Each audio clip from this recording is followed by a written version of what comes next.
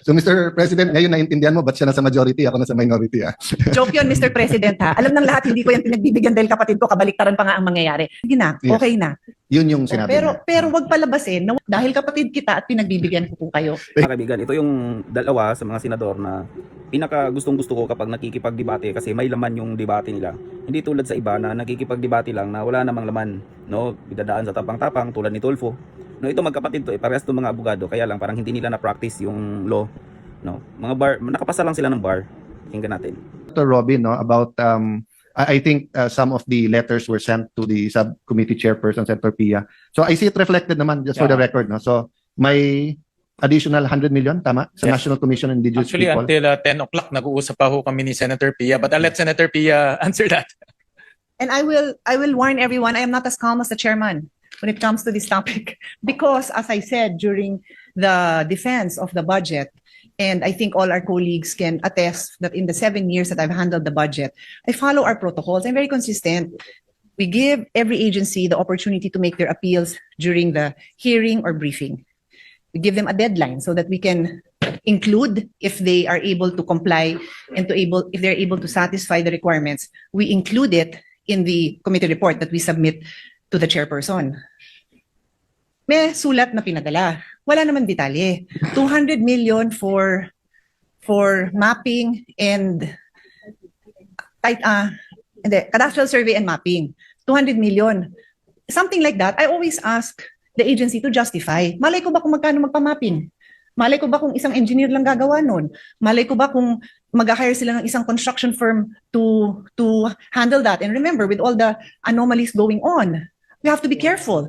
And I have colleagues, I don't know if they want to be mentioned, that they told me na ang daming kalokohan dyan. So it's my job to protect what we are endorsing. So yun lang naman hinihingi ko. Kailan po natanggap yung breakdown ng 200 million? Kagabi, anong oras? Ngayon, this morning.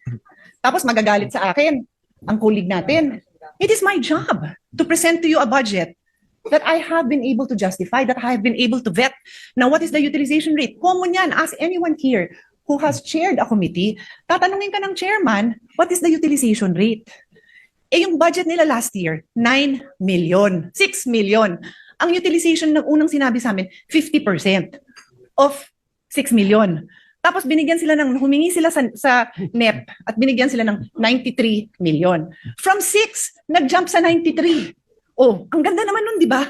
Hindi naman sila humingi ng mas marami. So dito sila ngayon humihingi. No problem, that is our job. Pero i-justify nyo naman sa akin ng maayos. So pag naglabi naman sa inyo ang mga agency, i-justify nyo lang naman. Yun lang naman ang sinasabi ko. So I can do my job well. Yun lang naman. Pero kinonsider ng ating chairman, dahil tayo naman lahat dito, nagmamalasakit naman sa mga IT. So I just want to point out that I'm just doing my job. Yeah. Sana yung iba din, gawin din nila yung trabaho. Thank Mr. you. President, ganyan na ganyan yung tatay namin. Na pag humingi kami ng pera, sesermonan ka na. Pero pag na-justify mo, ibibigay naman. So hindi ko na ididebate. I appreciate the work you're doing. At it's justified. You know, kung ang titingnan natin ay yung law utilization, wala tayong bibigyan ng departamento kasi kalahati ng departamento natin, mababa yung utilization. Now, yung kadastre, yes, madaming anomalya, pero mas malaking anomalya yung nagkakamkam ng lupa at yung napapatituluhan nila sa pangalan nila nasa IP. So, again, no, I appreciate both sides. I appreciate the side of Senator Robin, I appreciate the side of Senator Pia. Aminado naman si Senator Robin na Pero Mr. President, sorry, Yeah.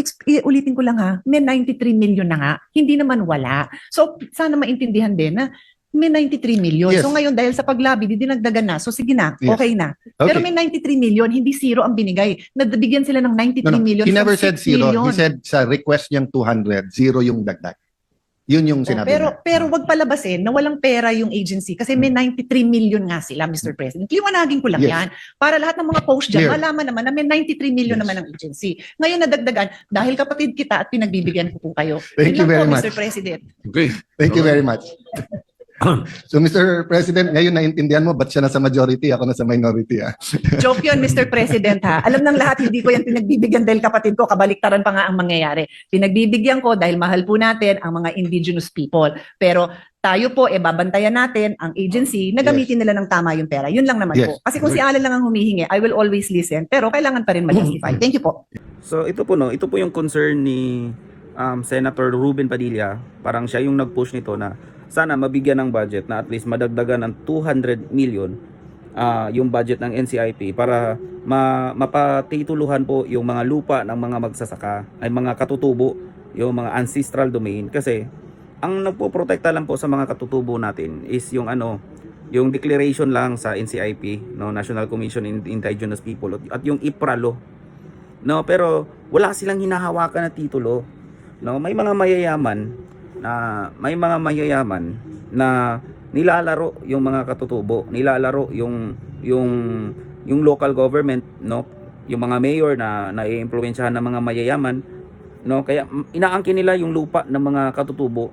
Marami na pong mga katutubo dito sa Pilipinas na displace na, nawala ng lupa kasi nga napalaya sila di ba? Yung iba naman niloloko, isang hektarya binibili 100,000, no? Isang hektarya tangin namin 100,000 binibili, no? May mga issue pa noon na yung lupa, no, pinapalitan lang ng dilata, no? So ito, napakagandang mungkahi ito or adhikain ni Senator Robin Padilla na sinigundahan naman ni Senator Cayetano na sana mapatituluhan, no, mabigyan ng titulo itong mga ancestral domain ng ating mga kapatid na mga katutubo, no? Kasi kapag yung mga katutubo, kung titingnan mo yung mga katutubo, yung NPA, yung mga fighter nila, malaking porsyento mga katutubo, no? Ikalawa lang ang porsyento doon yung mga estudyante ng UP, no? Pero malaking porsyento ng mga NPA, mga katutubo, no? Kasi parang sagad na sila gusto na nila ng kapangyarihan kasi inaapi sila di ba?